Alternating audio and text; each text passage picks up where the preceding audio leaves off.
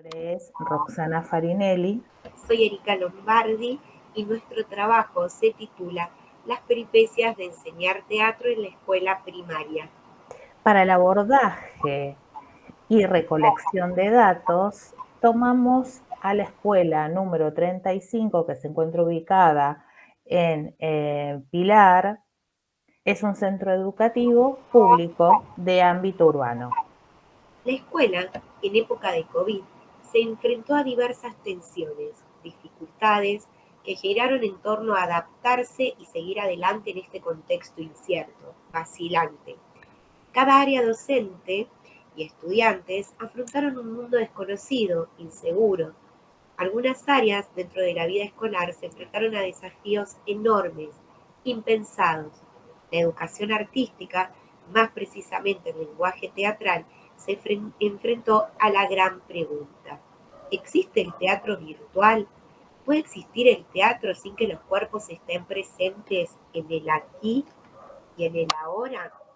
Este trabajo pretende observar y analizar cómo se llevaron a cabo las manifestaciones del lenguaje teatro en el contexto digital escolar. También se va a investigar sobre la manera en que los docentes de teatro llevaron a cabo las consignas y dinámicas para investigar en el contexto digital escolar el lenguaje de teatro, cómo los abordaron, ¿no? Cómo fueron las prácticas educativas mediadas por los recursos digitales y en red durante el DISPO y el ASPO. La idea de esta investigación surgió después de muchas charlas, después de leer el material, y bueno, ambas somos profesoras de teatro en todos los niveles de la enseñanza, así que nos pusimos a reflexionar sobre nuestras prácticas y el uso de las plataformas digitales. Nos preguntábamos cómo se llevó adelante el trabajo teatral en la escuela durante el DISPO y ASPO, en este momento que todo era nuevo, que todo era desconocido. Claro, y el desafío mayor era pensar una materia que es sumamente práctica presencial, donde el uso del cuerpo es el protagonista como elemento de trabajo, y el aquí y ahora estaba totalmente afectado y fragmentado por una pandemia. A medida que íbamos avanzando las lecturas del postítulo, también surgía la incertidumbre de saber cómo los colegas realizaban la curaduría en sus prácticas docentes. El texto de Inés Dussel, en el cual afirma que todo lo recibimos automatizado es porque lo hemos delegado. Esto nos llevó a pensar dónde y cómo se realizaron las prácticas epistémicas. Sabemos que el aprendizaje se da cuando se establece un conflicto cognitivo. Problematizamos y analizamos los modos en que los docentes dieron el uso de las plataformas digitales para organizar las prácticas y abordar las planificaciones y actividades y la selección de contenidos. Exacto, generaron con estas prácticas un aprendizaje significativo. ¿Cómo Mm. pusieron en juego las intervenciones pedagógicas?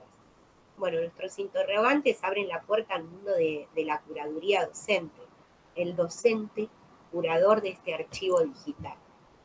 Si las plataformas nos ofrecen la memoria total, si todo está al alcance de la mano con un clic, ¿cómo hicieron los docentes del otro lado de la pantalla para favorecer las prácticas del aprendizaje significativo y colaborativo?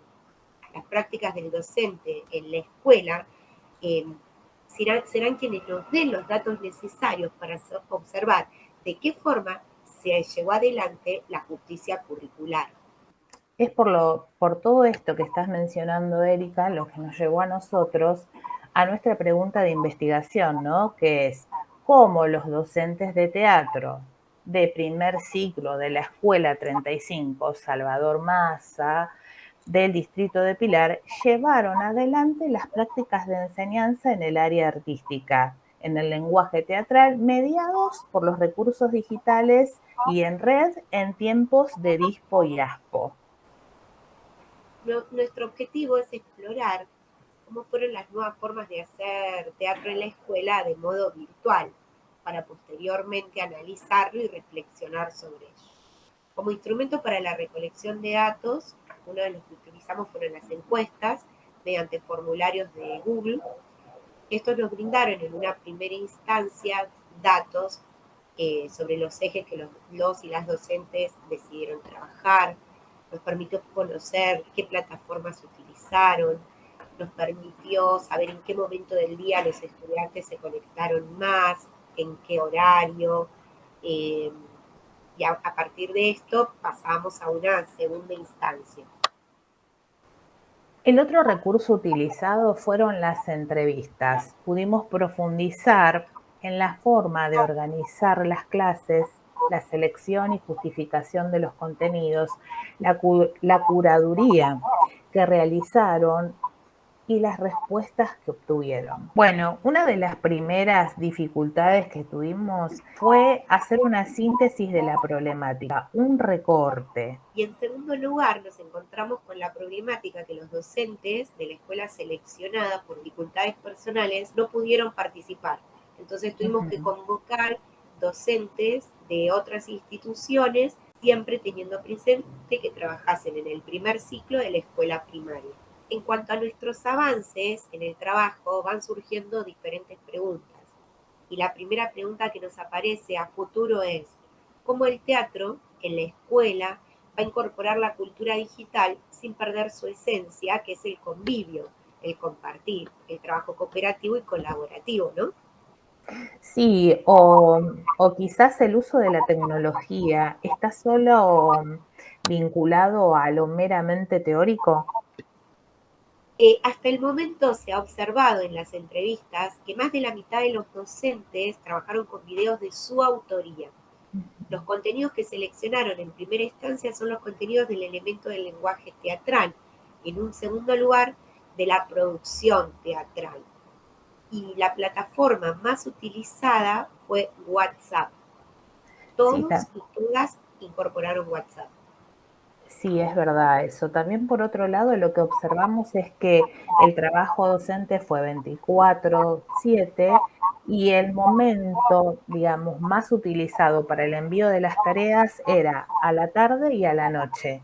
En este punto lo podemos relacionar con que todos los docentes manifestaron la falta de recurso tecnológico en sus hogares. Por ejemplo, había un solo dispositivo para varios niños y niñas, la falta de Wi-Fi también, y solo disponían en algunos casos de datos móviles. Bueno, hasta acá los avances de nuestro trabajo.